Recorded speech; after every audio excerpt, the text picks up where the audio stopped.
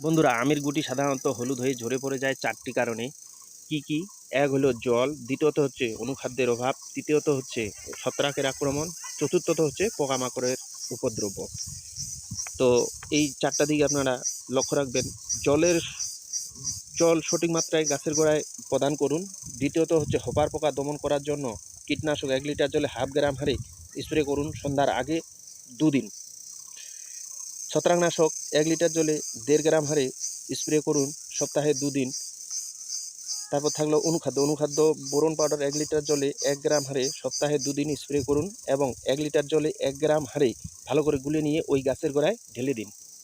তাহলে দেখবেন বন্ধুরা, আপনাদের আম গাছের গুটি হলুদ হয়ে আর ঝরে পড়ার আশঙ্কা কমে যাবে এবং ফল অনেক সেট হয়ে যাবে।